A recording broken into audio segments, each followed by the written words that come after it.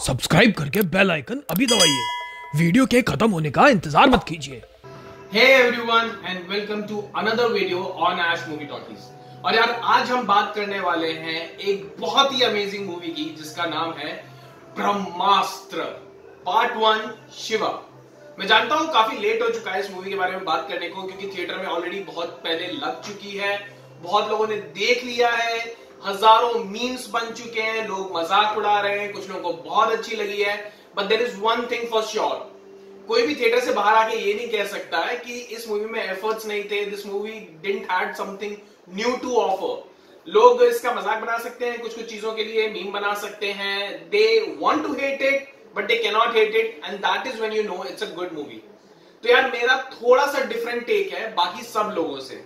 काफी लोगों ने इस मूवी पे कई सारे मीम्स बनाए और डिफरेंट थिंग्स, मैं उन सब के बारे में बात करूंगा, पर पहले मैं अपनी राय देना चाहूंगा इस मूवी के बारे में।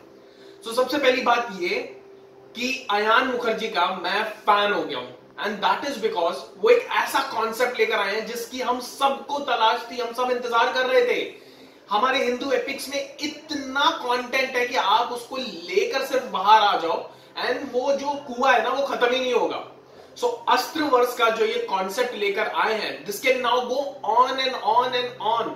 और काफी लोग हैं जो इसको बोलते हैं कि यार ये तो मार्वल से थोड़ा सा इंस्पायर्ड लग रहा है, थोड़ा डीसी से लग रहा है, थोड़ा हैरी पॉटर से लग रहा है। उनसे मैं सिर्फ ये कहना चाहूंगा, बच्चे हो तुम लोग, तुम्हें पता ही नहीं है सब क्या है। क्योंकि भारतवर्ष में जिस समय हम सिविलाइजेशन के पीक पर थे, पूरी दुनिया उस समय घास चल रही थी, तो हम उनसे कैसे इंस्पायर हो सकते हैं ब्रो? वो हमसे इंस्पायर्ड हैं। ऑल दीज पीपल, हमारे हनुमान जी, हमारे भगवान शिव, भगवान कृष्ण, आप इनकी सब माइथोलॉजीज पढ़िए तो आपको पता चलेगा कि हम कितने रिच कल्चर से आए हैं, क्या क्या हमारे पास है। सो पहली बात तो ये, no comparisons with Marvel, DC और हैरी पॉटर सीरीज और whatever. It's not at all inspired. मैं इंस्पायर्ड इसलिए यूज नहीं कर रहा हूं वर्ड, बिकॉज ऑफन क्या होता है, इंस्पिरेशन को लोग कॉपी लेने लगते हैं। सो नहीं, this is purely original content with a purely originally created universe. So Astraverse के यूनिवर्स में हम लोग हैं। सो ब्रह्मास्त्र पार्ट 1 शिवा, सो नाम से हमें पता चल जाता है कि this is kind of an origin story of our main lead जो है शिवा, जो है रणबीर कपूर। और यार मूवी जब शुरू होती है ना, तो जो पहला कैमियो है वानर अस्त्र के लिए शाहरुख खान का, दैट सेट्स द टोन। क्या कमाल का कैमियो दिया है शाहरुख खान ने। Over the years he has just matured in terms of you know जिस तरह से वो डायलॉग डिलीवरी करते हैं। और वानर अस्त्र के साथ एक बहुत खास चीज है, क्योंकि वो वानर अस्त्र है तो एक गूफीनेस, एक मजाकिया अंदाज होना जरूरी है। So I was very happy कि Shahrukh brought that to light. Yeah, he didn't just go out कि ब्रॉन टाइप्स और उस तरह से, no, he played with those villains. So वानर अस्त्र का बहुत सही इंट्रोडक्शन होता है। And then the movie sets out, Ranbir Kapoor को फ्लैशेस आने लगते हैं, he is kind of getting all those visions and everything, and the audience is left awestruck with the visuals. और मुझे बिल्कुल भी कहीं पे भी आलिया भट्ट का बार बार शिवा शिवा शिवा कहना ऑड नहीं लगा। और वो इसलिए नहीं लगा बिकॉज यार शिवा उसका नाम है, यू मेट अ पर्सन। अभी कुछ भी होगा तो तुम उसे शिवा ही बोलोगे ना, अबे तू तलाक, ये सब तो नहीं चलेगा ना। तो ऑब्वियसली इतनी सिचुएशंस आ रही थी, danger situations, all those things, you are crying for help, you are happy, all those things, so you will call him Shiva, right? You will call him by his name, so no problems over there. As far as dialogues, can they be better? Yes, definitely they can be better, but I understood the context, वो कैसे आ रहे थे।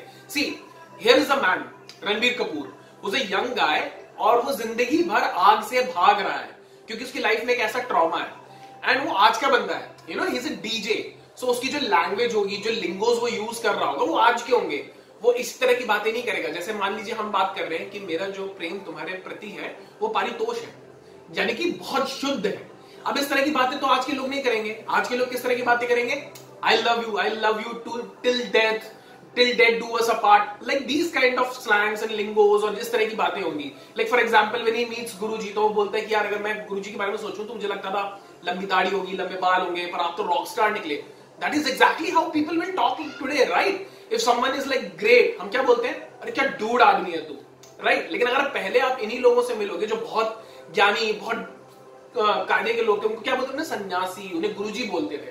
तो ये मेरे को बिल्कुल ऑड नहीं लगे। थोड़ी जगहों पर बेटर हो सकते थे, बट वो तो फिर यार सब कुछ ही बेटर हो सकता है ना। So I completely bought what Ayan Mukherjee was trying to do with the dialogues. अब उसके बाद आते हैं बैकग्राउंड स्कोर पे। क्या फिनोमिनल बैकग्राउंड स्कोर है। मैं एक बैकग्राउंड स्कोर अलग से बताना चाहूंगा बिकॉज वो ना सबसे अंडर अप्रिशिएटेड चला गया है। Every time when Alia Bhatt and Ranbir Kapoor के कैरेक्टर जो मिलते हैं, so that romantic track is going on, तो उस समय जो वो आ रहा होता है ना, एक इंटेंस टाइप का बैकग्राउंड म्यूजिक आ रहा होता है, वो मुझे ऑलमोस्ट इंटरस्टेलर की याद दिला रहा था। वो सच इंटेंसिटी के साथ आ रहा था। Then lot of people had problems with the love story. यार एक दिन में कैसे हो गया, ये हो गया, वो हो गया, वो हो गया। सो सबसे बड़ी बात तो ये होती है, there is something called as destiny, and when two people understand their destiny, तो घंटों भी नहीं लगते, दिन भी नहीं लगते, एक क्षण काफी है। And that is what it is. और क्योंकि मैं राधा कृष्ण का बहुत उससे मैंने देखा है, बहुत उससे प्रेम से देखा है मैंने, तो एक बात तो मुझे हमेशा से पता थी, अगर प्रेम नहीं तो कुछ नहीं। और इस मूवी के थ्रू वो बताने की कोशिश की गई है। एंड पीपल आर थिंकिंग अरे यार ये तो बस एक लव स्टोरी है, बट समझो इस चीज को, भगवान शिव बिना शक्ति के शव की तरह है। आप समझ रहे हो, बहुत बड़ी बात मैं कह रहा हूं कि भगवान शिव बिना शक्ति के शव की तरह है। पर जब शक्ति भगवान शिव के साथ मिल जाती है तो वो संसार को बना भी सकते हैं, बिगाड़ भी सकते हैं, फिर उनसे बड़ा ताकतवर कोई नहीं। तो ये पावर होता है प्यार का। तो इसीलिए बहुत इंपॉर्टेंट था रणबीर के साथ आलिया का character, and that is why I felt, because climax में जब वो पूरा आता है कि रणबीर की अग्नि ने ब्रह्मास्त्र को शांत किया, तो कैसे कर पाया, क्योंकि वो कुर्बानी देने को तक तो तैयार था आलिया भट्ट के लिए। तो बहुत ही प्यारा, मुझे उस डायलॉग पे गूज़बम्प्स आ गए। हालांकि हमने ट्रेलर में देखा था कि मेरा नाम ईशा है, और ईशा का मतलब होता है पार्वती। अब शिव का साथ पार्वती नहीं देगी तो कौन देगा। बहुत ही खूबसूरत डायलॉग था, बहुत ही सही टाइमिंग के साथ था। So no problems over there also. अब एज फार एज क्या नाम है, जो प्लॉट है, उसके बाद आगे फिर हमें नंदी अस्त्र से हम इंट्रोड्यूस होते हैं, जहां पर हमें नागार्जुन मिलते हैं। तो लोग कह रहे थे यार नागार्जुन मरने वाला है और तुम यहाँ पे गाना गा रहे हो केसरिया, तो उसका भी बहुत सही था। See it is not about कि ये दोनों गाना गाने कहीं चले गए हैं वाराणसी में। Try and understand it, because Brahmastra उतनी सिंपल सुपरफिशियल लेवल पे नहीं है, it has got many layers, deep है। सो जब वो लोग जा रहे हैं वाराणसी, तो उस समय पर basically their bond is growing. अब उस बॉन्ड को आप कैसे दिखाओगे स्क्रीन पे, you are showing that through a song. और केसरिया जैसा प्यारा सॉन्ग जब वो बैकग्राउंड में बज रहा है, एंड ड्यूरिंग दैट टाइम उन्हें ढूंढने की कोशिश कर रहे हैं, उनका प्यार भी बढ़ता जा रहा है। तो यार कुछ चीजें ना जबरदस्ती हो रही है। And I am sure if this movie was made in south, हम लोग अब तक पागल हो चुके होते हैं कि भाई क्या बना दिया है, हमारे कह दिया करण जौहर इससे इन्वॉल्व है। So we all just want to hate it, जो कि गलत है। I mean, even I have had problems with the kind of movies that Bollywood makes and the kind of subject that they make. पर जो चीज अच्छी है वो अच्छी है, जो इंटेंशन नेक है वो नेक है, और स्क्रीन पे दिख जाता है। आप स्क्रीन पे झूठ नहीं दिखा पाओगे। When you show something on screen, तो उसका पैशन, उसका विजन सब दिखता है। एंड ब्रह्मास्त्र को I could feel in my veins. Such was the beautiful concept and everything was going on. और बहुत ही कायदे से उन्होंने दिखाया है। और उसके बाद यू नो फर्स्ट हाफ तो चलो प्रेजेंट में चल रहा है, the second half has got 3 tenses going on together. आपको पास्ट के बारे में पता चलता रहता है, you are in the present and then the future is getting set up simultaneously. So it was a beautiful piece of story telling, और मैं बहुत ज्यादा एक्साइटेड हूं पार्ट 2 देव के लिए।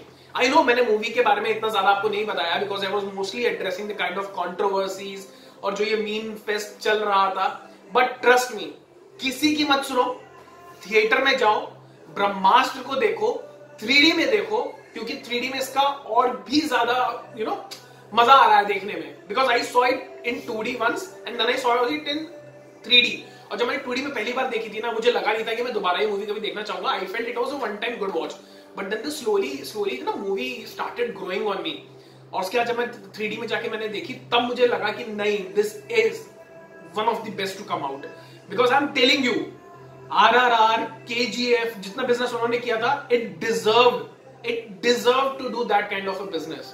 And you know, you can agree to disagree with me, no problems on that, but मैं अपना stand नहीं बदलूंगा। For me, Brahmastra part 1 was fantabulous and I'm eagerly waiting कि आयान मुखर्जी अब पार्ट 2 देव में क्या करेंगे। I would really like to see this universe expand.